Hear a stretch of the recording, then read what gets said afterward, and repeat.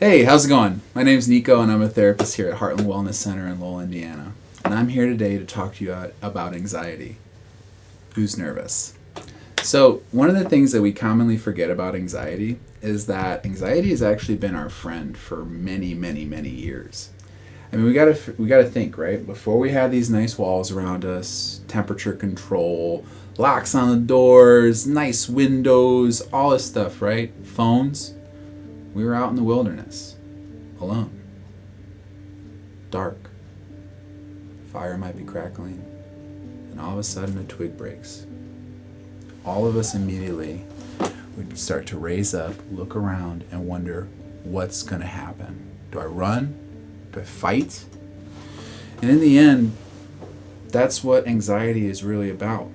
It's about us trying to self-persevere.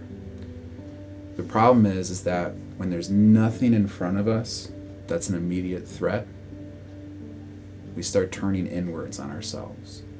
We start having these thoughts of what could be wrong, what's wrong with us, or maybe what could go wrong with someone else. Because again, our body just wants to keep us safe. Our body and mind want to just keep us safe. And when it's nothing in our actual field of vision, or in our external area, again, we put it into ourselves. We're our own worst critic. Anxiety can come in symptoms in a couple different ways.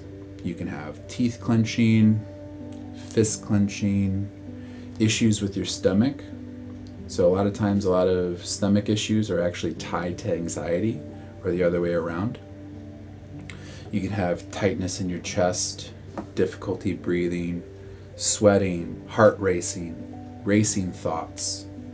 These are all typical symptoms of anxiety. But when we talk about what we can do to try to start managing it, we have to look at it two ways. The first is trying to address thoughts that go along with anxiety. Because again, like I was just saying, when there's nothing in front of us that we see that's a danger, we start putting it on ourselves, and that's when the thoughts just start to pile up one after another, one after another. And that momentum that it carries you with drives that kind of physical heart race panic. So one of the things we want to try to do is derail that. We want to look to distract ourselves, which you can do either by grounding yourself in the present moment that you're in, right? Taking a quick moment just to count backwards from 5. 5, 4, 3, 2, 1. And put yourself back in the chair that you're in.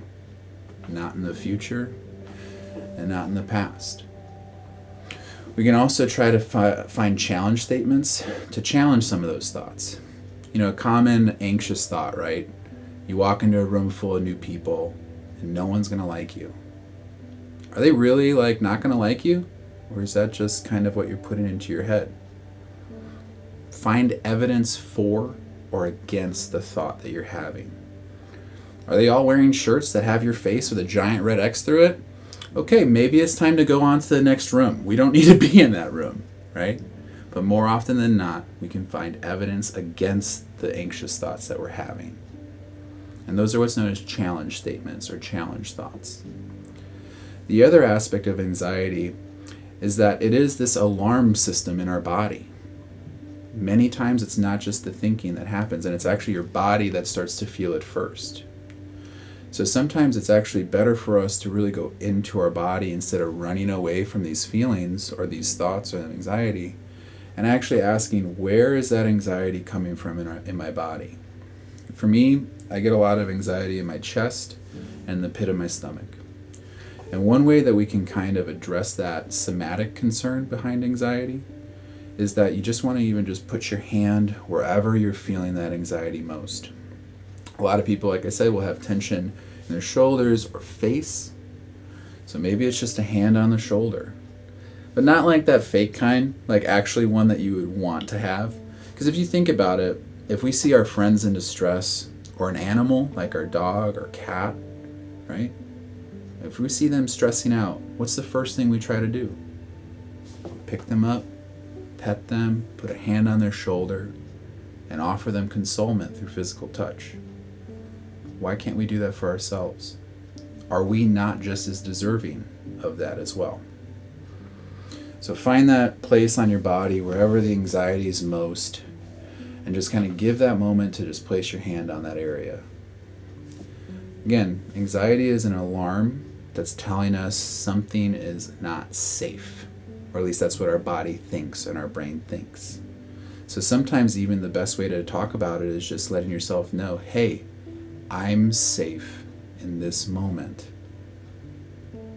Can I find that safeness, or that you are strong in this moment? There's a word for all of us out there. You'll find it for yourself. But the thing that we have to remember too is that it's not just about the thoughts that we have. It's about remembering that anxiety comes through our body. And how we address it is not just by challenging the thoughts, but also giving us that little bit of consolement and tenderness that we can give anybody else. We're just as deserving of that too. Hey, thanks so much for your time. Don't forget, stay righteous and be well.